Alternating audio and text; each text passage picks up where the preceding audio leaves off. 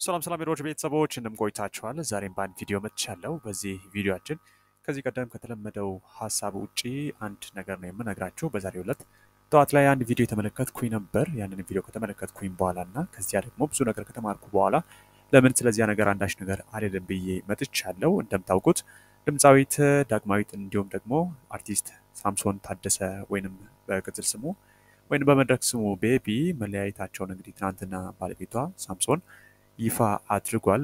ወደ አሜሪካ መኮብለሉና እንዲሁም ደግሞ አሜሪካ ሄዶ ሌላ ሴት ማግባቱ ተወርቶበት እንደነበር ይታወቃል። ያንንም በተመለከተ አንዳንድ ነገሮችን ብሏል። ሳምሶን ከሰይፉ ጋር በነበረው ቆይታ እጅግ በጣም በተረጋጋ መልኩ ከዚህ ቀደም በማናውቀው መንገድ በደንብ አድርጎ ነገሮችን ሲያስረዳና በሰከነ መንገድ ደግሞ ምን ያህል አስተዋይ ሰው እንደሆነ ማየት እንድንችል አድርጎ ብዙ ነገሮችን ሲያብራራ ነበር፣ ብዙም ሲያስረዳ ነበር። ያንን ከተመለከትኩኝ በኋላ በእውነት ነው የምላችሁ በጣም ያሳዝነኝ። ምክንያቱም ከዚህ ቀደም ዩቲዩብ ላይ ብዙ ነገሮች ሲናፈሱ ነበር፣ ብዙ ነገሮች ሲወሩ ነበር። ከእሷ ጋር እንደተለያየ ቀጥታ ሄዶ አሜሪካ እንዳገባን የተነገረው። አሜሪካ ሄዱ ውሸት አልነበረም፣ አሜሪካ ሄዷል። ይሁንና ግን ለረፍት ነው የሄድኩት ነው ያለው።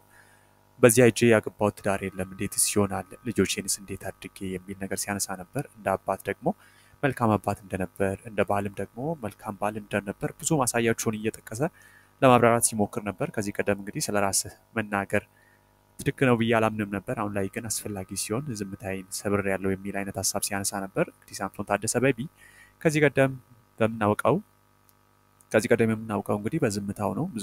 ብዙ ጊዜም አይናገርም። ብዙ ጊዜ ሀሳቦቹንም ደግሞ አደባባይ ላይ አውጥቶ አይገልጽም። በደንብ አስተዋይነቱንም ያየሁበት ኢንተርቪው ነበር። ምናልባት እኮ ከዚህ ቀደም በተፈጠሩ ነገሮች በየጊዜው እየመጣው እውቅናን ተጠቅሜ አደባባይ ላይ ብዙ ነገሮችን ማድረግ ይችል ነበር። ማለትም እሷ ጋር ያሉትን ክፍተቶች መናገር ይችል ነበር። ነገር ግን ስለ ልጆቼ ያስባለሁ። ልጆቼ ምን ይሰማቸዋል? ለልጆቼ ስነልቦና ጥሩ እንዳይደለ አውቃለሁ። ያንንም ደግሞ ስለማስብ ብዙ ነገሮችን ይዤ ቆይቻለሁ የሚል ነገር ሀሳብ ሲያነሳ ነበር። አባትነቱን በደንብ የሚያረጋግጡ እንዲሁም ደግሞ ጥሩ ባልነቱንም ደግሞ የሚያሳዩ ነገሮችን እየጠቀሰ ሲያወራ ነበር። እኔ በጣም ነበር ያሳዘነኝ። ብዙ ሰዎችም ኮሜንት ሴክሽን ላይ እንግዲህ አይዞ ሲሉት ነበር። የገለጸበት የተናገረበት መንገድ ደግሞ አስተውሎት የተሞላበት እና በጥበብ ነበር ሲያወራ የነበረው። ያንንም የተመለከተው የቪዲዮን ሀሳብ ደግሞ በደንብ አድርጎ ያዳመጠው ተመልካች በዚያ ኮሜንት ስር ያስቀመጣቸውን ሀሳቦች ስመለከት እጅግ በጣም ነበር እሱ ያሳዘነኝ። ብዙ ሰዎችም ደግሞ እንደ ሀዘናቸውንና በርታ እያሉት ነበረ። ህይወት እንደዛ ነች። ትናንትና የተዋደዳቸዋቸው፣ ትናንት ያፈቅራቸዋቸው፣ ትናንት አብረዋቸው የነበሩ ጣውረዱን የሚወጡ ሰዎች ሊለያዩ ይችላሉ፣ ይፈጠራል።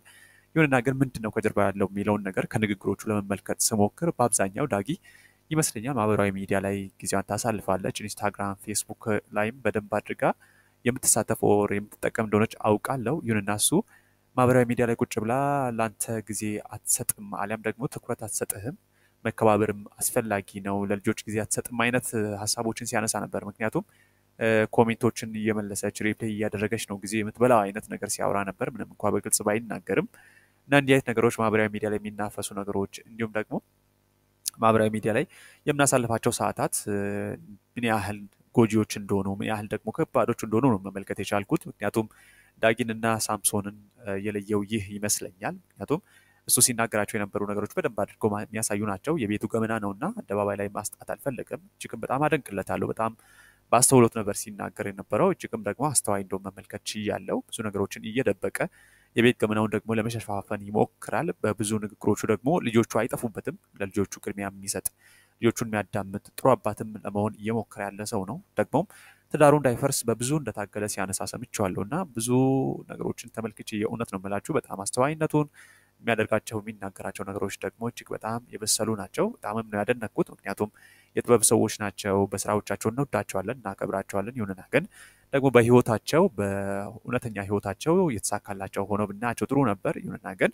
በዚያ ልክ ደግሞ የተሳካለት ነው ባይባልም እንኳ አሁን ላይ እሱ ጋር የተመለከትነው አስተውሎትና እሱ ጋር የተመለከትነው ሀሳብ እጅግ በጣም አስደናቂ ነበር። ከዚህ ቀደም አንድ ነገር ደግሞ ማህበራዊ ሚዲያ ላይ እየተመለከትኩኝ ነበር። ከዚህ ጋር በተያያዘ የቤተሰብ ጉዳይ እንደው ማህበራዊ ሚዲያ ላይ መውጣት አለበት ወይ ከሚል ጉዳይ ጋር ተያይዞ እንደምታውቁት ዴይዚ እናቷና አፈቅርኩት ያለችው አሌክስ ብዙ ነገሮችን ሲያወሩ ሰምቻለሁ። ማህበራዊ ሚዲያ ላይ እናቷን ስታቃልል ነበር፣ በአደባባይ ደግሞ ስትንቃት ንቀቷንም ለማሳየት ስትሞክር ነበር። ይሁንና ግን ከዚህ ንግግሯ ጀርባ ያለ መታመም አለ፣ የተደበቀ ያልተነገረ ደግሞ ታሪክ አለ። ያንን ጀርባ ላይ ያለውን ስቶሪ ብዙ ሰዎች አይነግሯችሁም። ፊት ለፊት ላይ የሚታየውን ነገር ነው እያየን እኛ ስንፈርድ የነበረው። ልጅቱን በደንብ ነበር ሰወቅስ የነበረው እናቷ እንዴት ንቃለች የሚል ነገርም ሲያነሳ ነበር። ይሁንና ግን እናቷም ጥሩ እናት እንዳይደለች ስትናገር ነበረ። ብዙ ነገሮችን ስታደርግባት ነበር፣ ስትጠቀምባትም ነበር ሲል ነበረ የሚያፈቅራት ልጅ። ይሁንና ግን በእናትና ልጅ መካከል ገብቶ እንዲህ በድፍረት ማውራቱ ልክ አይደለም። ልጁም ልክ ነው ብዬ አላምንም። የሚናገርበት መንገድ ጥበብ የተሞላበት አይደለም። እናቷንም በደንብ ነው የሚንቀው። ንቀቱንም ከዚያ ተመልክቻለሁ። ከእናቷ ጎን የጠላሁት ነገር ቢኖር ትንሽ ከብሔር ጋር የተያያዙ ነገሮችን ብሔርና ፍቅርን መለየት አቅቷት እንግዲህ እሱ ከዚያ ወገን ነው፣ እኔ ደግሞ ከዚህ ወገን፣ እሷ ደግሞ ከዛኛው ወገን ምትል አይነት እናት መሆኗን ትንሽ ጠልቼላታለሁ። ፍቅርና እዚህ ጋር ደግሞ ያለውን ፍቅርን በደንብ አድርጎ ፍቅርንና ብሔርን መለየት አስፈላጊ ነው። ጎሳ፣ ሌላ ነገር የኢኮኖሚም ጉዳዮች ባይገቡ ጥሩ ነው። ምክንያቱም ፍቅር ፍቅር ነው። ያ ደግሞ ሌላ ካቴጎሪ ስለሆነ ያንን ደግሞ ከዚህ ጋር መቀላቀሉ ልክ ነው ብዬ አላስብም። ለማንኛውም ይህንን እንኳን እንድናቅ የሆነው ማህበራዊ ሚዲያ ላይ ስለተሰጣ ነው። ያንን ነገር ቤት ደብቀውት ቢሆን ኖሮ ምናልባትም ደግሞ ቤት አስቀምጠውት ቢሆን ኖሮ እንፈታለን ብለን በድብቅ ብናስቀምጥ ኖሮ ሚስጥራችን አደባባይ ላይ አውጣም ነበር። ይሁንና ግን አደባባይ ላይ አሰጧቸው። ከዚያም በኋላ ደግሞ ሰዎች የራሳቸውን ጎራ ከፍለው ሲናገሩ ነበር፣ ሲከላከሏቸው፣ ሲደግፏቸው እንዲሁም ደግሞ ሲሳደቧቸውም ጭምር ነበር እና ያ ልክ ነው ብዬ አላስብም። ለማንኛውም አብራችሁኝ ስለዘለቃችሁ እጅግ በጣም አመሰግናለሁ። የራሳችሁና የቤተሰባችሁን ጉዳይ አደባባይ ላይ አታስጡ። ሁሌም ቢሆን የራሳችሁን ነገር በራሳችሁ ጨርሱ፣ ደብቁት፣ ሸፍኑ። ሰዎች ጋርም ሳይደርስ እናንተ መፍትሄ ለመስጠት ሞክሩ። ሰዎች መተው በእናንተ ህይወት እንዲወስኑ አትፍቀዱላቸው። ህይወታችሁንም ደግሞ አፍርሰው በዚያ እንዲደሰቱ ፍቃድ አትስጧቸው ልላችሁ ፈልጋለሁ። ውዴዶች ቤተሰቦች አብራችሁን ስለዘለቃችሁ አመሰግናለሁ። ለቻናሌ ደግሞ አዲስ ከሆናችሁ ቻናሌን ሰብስክራይብ እያደረጋችሁ ቤተሰብ ሁኑ። ይህንን ቪዲዮ ደግሞ ላይክና ሼር ብታደርጉ ለእኔ ትልቅ ስጦታ ነው። በሌላ ቀን በሌላ ቪዲዮ በሌላ ርዕስ ደግሞ እስክንገናኝ ድረስ ቸር ሰንብቱ። እወዳችኋለሁ። ባይ ባይ።